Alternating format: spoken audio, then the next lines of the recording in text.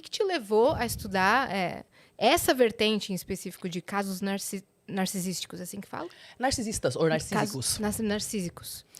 Minha mãe é narcisista, né? Minha mãe é narcisista com traço sociopata. Então, ela casou com um americano e a gente... Você é nascida aqui Eu nasci em Manaus. Isso, exatamente. Aí eu morei em Manaus, depois eu morei no Rio de Janeiro, ou Itajubá, Rio de Janeiro, antes de ir para os Estados Unidos. Aí a gente foi para Califórnia. E você é filha única? Não, eu tenho 2 irmãs. Eu tenho vários irmãos, né, por parte de pai. Pai foi fazendo filho por aí. Tem vários filhos, nem conheci com os filhos. Mas assim, é que... Se estiverem todos assistindo, já batemos recorde de... Não é? De views Sim. aqui. Deixa o like, você que é irmão da Você que é Kari. irmão dela. 1000. Coitado do meu pai. Mas Brincadeira, hein?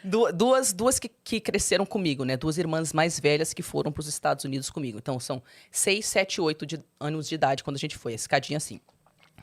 Então, assim, quando eu era criança e eu ainda morava no Brasil, eu sempre percebi que tinha um negócio diferente com a minha mãe, desde criança. Só pra você ter noção. Que uma criança é capaz de perceber que tem um negócio diferente. Não sabe explicar o que, Ela não entende, sabe né? o que é e ela sente culpa.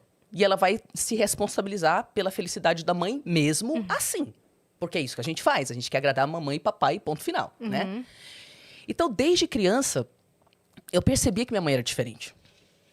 E o engraçado é que eu contava as histórias da minha família desde criança para outras crianças e elas também percebiam que tinha um negócio diferente.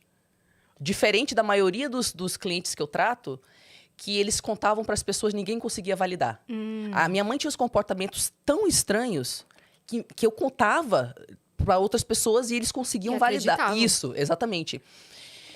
Então, assim, eu fiquei nos Estados Unidos até os 15 anos de idade. Aí a gente voltou para o Brasil e a gente voltou para Salvador, na época. Aí já começou... A minha família já começou a desintegrar a partir dos 6 anos de idade, quando a gente foi para os Estados Unidos. Porque aqui no Brasil tinham outros familiares que faziam parte, né? É diferente quando você tem contato com uma pessoa narcisista e quando você tem contato com uma pessoa narcisista e várias pessoas amorosas. É diferente, entendeu? Então, aí, do nada, a gente não tinha nada disso, né?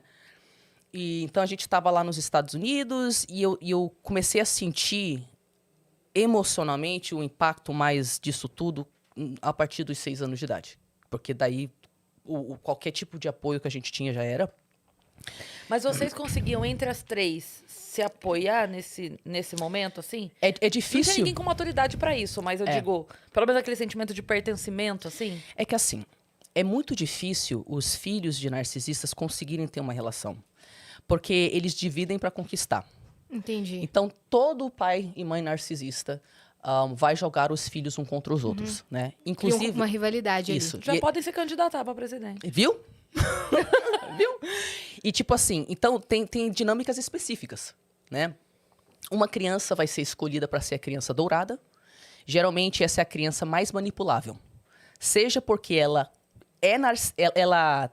faz de boa os abusos que a mãe e o pai quer que ela faça contra os outros irmãos. Não era o meu caso. Ah, tá. Ela é a marionete. Isso. Ou porque ela é muito besta, manipulável. Esse era o meu caso, né? Depois eu entendi que eu tenho diagnóstico de autismo e uma das características é que você não percebe maldade nas pessoas.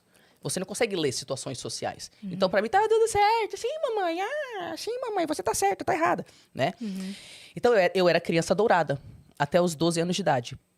E a minha irmã, a Eri, ela que ilustra meu perfil, tá?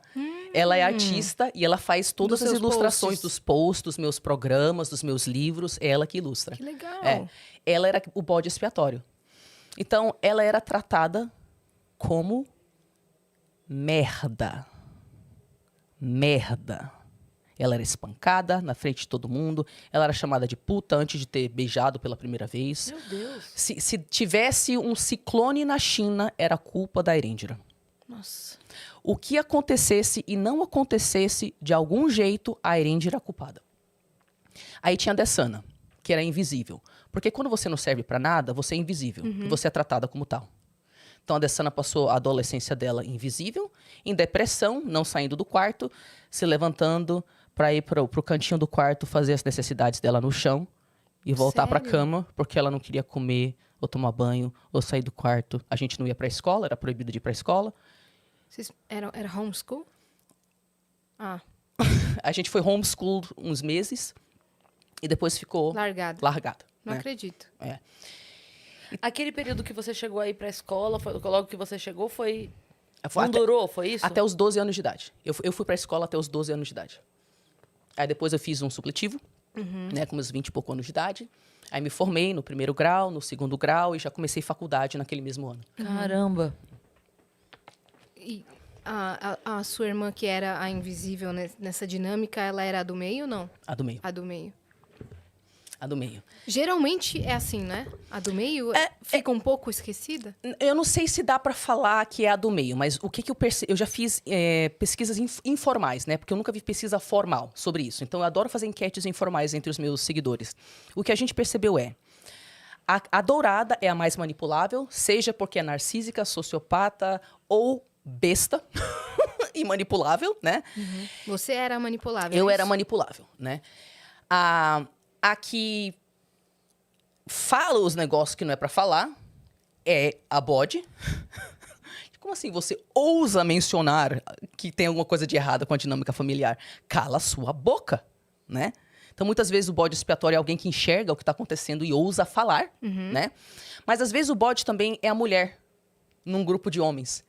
E impressionante a misoginia entre mães narcisistas. E como elas escolhem a mulher entre um grupo de filhos homens para ser o bode expiatório. Então, assim, voltando para a parte da minha história. Quando a gente voltou pro Brasil, né, eu tinha 15 anos de idade, a gente morou lá em Salvador. Aí, minha irmã tinha que sair de casa, teve uma semana para sair de casa. Sai de casa, mas eu não falo o idioma, a gente acabou de se mudar pro país. Foda-se. A minha outra irmã também saiu de casa forçada, no meio de uma briga de noite. Minha mãe abriu a porta e empurrou ela para fora, sem roupa, sem comida, sem chave, sem calçado. Isso aqui, lá? A gente já estava no Brasil. De volta. Sim. Tá. Sim. Então, a minha primeira irmã saiu de casa lá em Salvador, a Dessana, quando a gente estava em Porto Alegre. E aí, tipo, eu fiquei pianinha, né? Que eu vou ficar calada. Porque se minhas duas irmãs tiveram que sair sem estrutura... Essas várias mudanças, desculpa, essas várias mudanças eram profissionais? É o aspecto instável da sociopatia. Entendeu? Que tá sempre trocando. Tem um estudioso, o Sam Vaknin, aquele que eu falei que é narcisista, que está desenvolvendo um programa. Ele fala assim, para diferenciar entre um psicopata ou um sociopata, que são parecidos, mas não a mesma coisa, tá? E um narcisista, veja a estabilidade da vida. Os psicopatas e sociopatas, eles não têm nenhuma área da vida que é estável. E o narcisista, tudo é instável menos uma área. Pode ser tipo um relacionamento, uma religião. No caso da minha mãe, a religião dela. E o resto é tudo instável. Os casamentos, enfim, as casas. Então, é engraçado. A Kátia, essa com quem eu fiz vários... Análises. Isso, exatamente. Ela me mandou um vídeo esses dias do Johnny Depp. Aí perguntaram pra ele assim, nossa, mas você se mudou muito, né? Ele, a gente ia pra lá e pra cá, até não sei que idade, eu já tinha me mudado 20, 40 vezes. E aí eu tive um flashback do caramba, porque perguntaram, mas por quê? E ele falou a mesma coisa que eu falava, porque eu não sabia responder. Minha mãe gosta de se mudar muito, né? E eu tive um flashback do caramba, porque toda vez que alguém me perguntava, mas por que vocês se mudam tanto? Todo ano você se muda. A gente ficou numa casa, tipo, semanas pra se mudar, sabe? E não era por profissão. Não era por profissão. E eu, my mom just likes it. Minha mãe gosta de se mudar. Então, eu não sei. Inclusive, se você me perguntar, quem é sua mãe? Eu não sei. Será que minha mãe sabe quem ela é? Eu não sei. Você não sabe. Eu não sei. Não sei se a minha mãe tá viva, se não tá viva, onde tá, se não tá. Eu não sei. Eu não sei nada que minha mãe falou que é ou não é verdade. Porque narcisista mente até quando não tem que mentir. Ela era narcisista com seu pai também? Sim, não tem como não ser. Ah, tá. Né? Com todos ao redor. Não tem como não ser. A única coisa que um narcisista consegue é externalizar publicamente uma imagem, mas todo mundo que tá mais íntimo vai ver o outro lado da personalidade. Ela não tem um foco, é todo mundo. Mas eles conseguem... Por exemplo, eu sou da igreja. Quando eu tô na igreja, eu sou amorosa. Porque Jesus Cristo. Porque não sei o quê. Aí, assim que eu chego em casa, eu largo a porrada na minha filha, ou eu começo a humilhar meu filho.